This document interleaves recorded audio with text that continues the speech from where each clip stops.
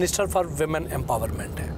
हमारे मुआशरे में जिस तरह विमेन एम्पावरमेंट के लिए औरत मार्च, औरत कार्ड की तहरीकें अपनी जगह बनाने की कोशिश कर रही हैं, तो क्या ये तरीक़ाकार दुरुस्त है? देखिए, हर ज़माने में और वक्त के हिसाब से अगर आप देखें, जब से दुनिया बनी है, हर तरह के लोग अपने सोच के मुताबिक इस तरह की तहरीक चलाते रहते हैं, अपने मौक़िफ़ को सामने लाते रहते हैं।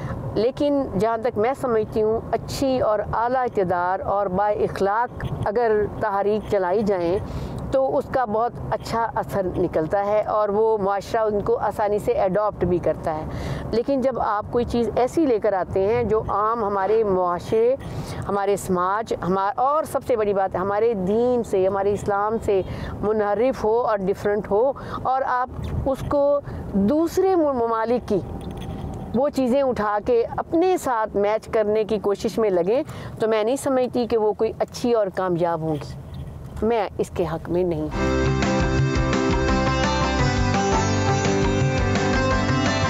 आशफा रियाज चक नंबर 710 में वाक़े गवर्नमेंट गर्ल्स एलिमेंट्री स्कूल पहुंची तो स्कूल की प्रिंसिपल और तालिबात ने उनका पुरजोश इस्तकबाल किया।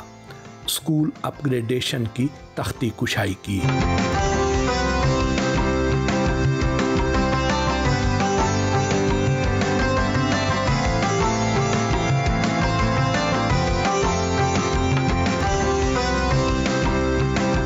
आशफा रियाज अपने हलके में कायम तालीमी इदारों के मियार पर खासी तवज्जो दे रही हैं।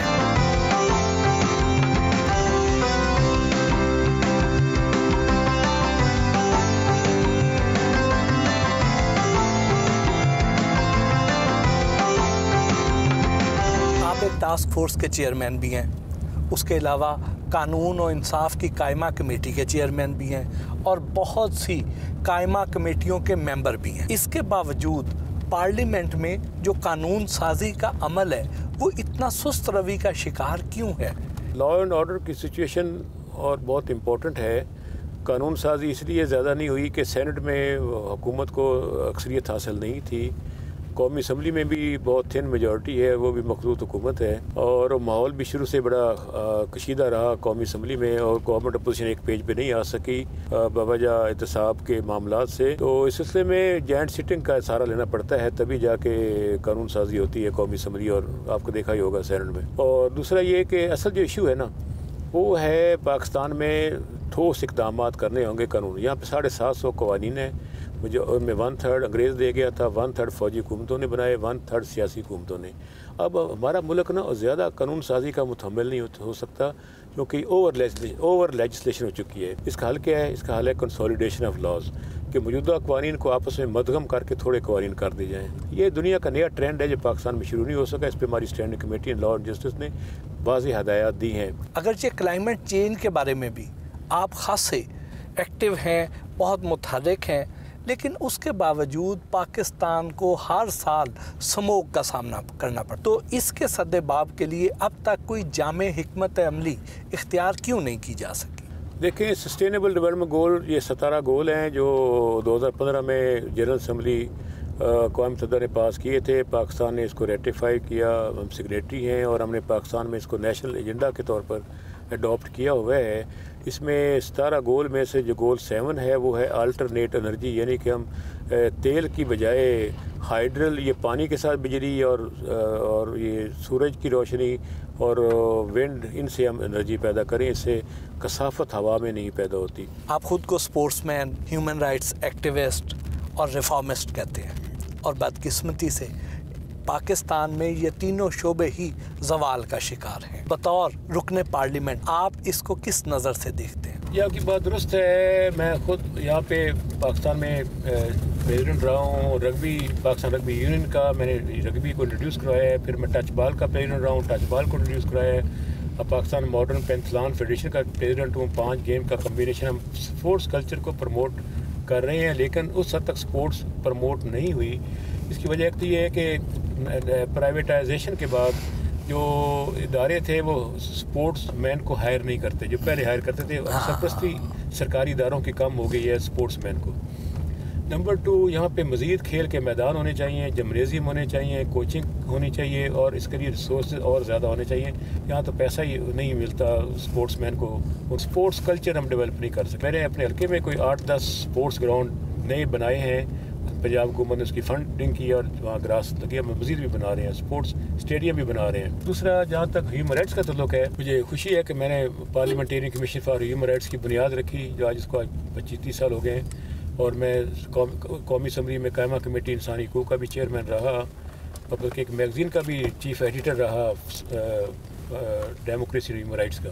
असल में कवानीन मौजूद हैं, उसका अमल दरामद नहीं है। अमल दरामद करना है लॉ इन्फोर्समेंट एजेंसीज ने, पुलिस ने, प्रोसिक्यूशन ने, जुडिशरी ने, उनकी अपनी कैपेसिटी बिल्ड होने वाली है। सबसे बड़ा इशू है यहाँ पे ब्यूरोक्रेसी।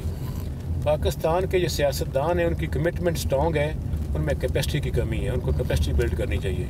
पाकिस्तान की जो ब्यूरोक्रेसी है उनके पास कैपेसिटी बहुत है, उनकी कमिटमेंट वीक है, उनकी कमिटमेंट को स्ट्रॉन्ग करना होगा, तो तभी आगे बढ़ेगा। क्योंकि पाकिस्तान की रियासत के 3 सतून हैं, तो तीनों पिलर जो हैं रियासत की बुनियाद हैं, इन तीनों के दरमियान जो कोऑर्डिनेशन होनी चाहिए वो नहीं है, और तीनों इदारे इस खुशफहमी का शिकार हैं, ये गलतफहमी का शिकार कि वही बालादस्त है।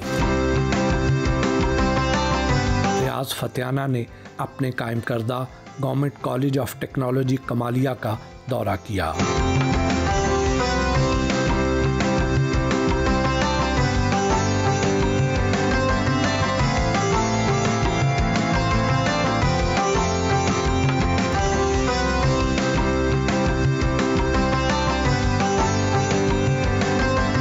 स्कूल के वाइस प्रिंसिपल शकूर अहमद ने कॉलेज से मुताल्लिक अहम उमूर पर ब्रीफिंग दी।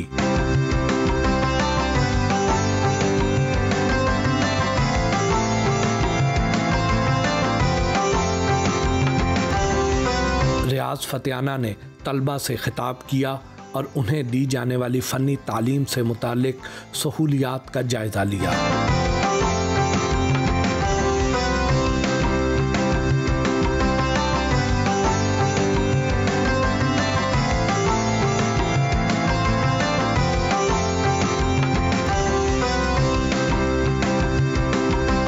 फतेहाना साहब, आपने इस पूरे इलाके में जिस तरह तालीमी इदारों का जाल बिछा दिया, ये सारे वो वाले तालीमी इदारे हैं जो इंडस्ट्रीज के साथ लिंक्ड हैं, ताकि यहाँ के जो तालिब इल्म हैं जब वो तालीम हासिल करके निकलें तो उनको फ़ौरन जॉब्स भी मिल जाएं। लेकिन बाकी पाकिस्तान में जो तालीमी इदारे हैं वो इस अंदाज में क्यों नहीं कायम किए जाते? देखिए, हमने कोशिश की है फ़नी तालीम के इदारे ज़्यादा बनाएं, और जो मास्टर कोर्सेज हमने शुरू किए वो भी इकनॉमिक्स, इंग्लिश, फ़िज़िक्स और मैथमेटिक्स, जो वैल्यू एडेड सब्जेक्ट्स हैं, क्योंकि वसाइल हमारे पास कम है। ऐसे मज़ामीन पढ़ाने चाहिए जिसकी दुनिया में और पाकिस्तान में मांग हो, डिमांड हो। यही वजह है कि सारे कोर्सेज वैल्यू एडेड हैं। उसका रिज़ल्ट है कि बच्चों को, मैक्सिमम लोगों को रोज़गार मिल रहा है। बतौर वज़ीर तालीम आपने हर सतह पर काम किया है, तो ये जो मौजूदा तालीमी निज़ाम है पाकिस्तान का, उसके बारे में, बिलखसूस यकसा तालीमी निसाब के बारे में आपकी क्या राय है? दरअसल पाकिस्तान में जब से प्राइवेट सेक्टर को हम लेकर आए हैं एजुकेशन में, ये एजुकेशन कमर्शियल हो गई है, और उसका सबसे ज़्यादा नुकसान गरीब और मुतवस्सित तबकात को हुआ है, जो अफोर्ड नहीं करते। जब तक मुतवस्सित तबका अमर्ज नहीं होगा, गरीब अप होगा, मुतवस्सित तबके में अमीर डाउन होगा, मुतवस्सित तबके में पीस, प्रॉस्पेरिटी एंड प्रोग्रेस, इन तीनों चीज़ों का आपस में पॉजिटिव कोरिलेशन है। और इस सिलसिले में मैं वज़ीर तालीम रहा हूँ, मैंने 40 से ज़्यादा इस्लाहात की थी, और वो सभी पे आज अमल हो रहा है। यूनेस्को कहती है, अक़वाम मुत्तहिदा का इदारा, कि हम मिनिमम 4% अपनी तालीम पर खर्च करें GDP का। हमारे पड़ोसी ममालिक हमसे ज़्यादा खर्च कर रहे हैं, हम अभी तक 1.9 और 2% से ऊपर नहीं जा सके। ये जो यकसा तालीमी निज़ाम है, इसके बारे में आपकी क्या राय है? जब तक निसाब तालीम इंटरनेशनल स्टैंडर्ड का नहीं होगा, वो जदीद नहीं होगा, उसमें ज़्यादा इम्प्रूवमेंट नहीं आएगी, और एक नहीं होगा तो मुल्क में एक पाकिस्तानी कौम पैदा नहीं हो सकती। यहाँ पे कई किस्म के दर्जों की पाकिस्तानी कौम होगी। पाकिस्तानी कौम डिवाइडेड कौम है बवजह एजुकेशन के निज़ाम। कमालिया में बने रियाज वाइल्ड लाइफ पार्क गए तो मकामी अमले ने इस्तकबाल किया। वाइल्ड लाइफ पार्क में रियाज फतेहाना ने बरतानिया से आए बच्चों से गुफ्तगू की।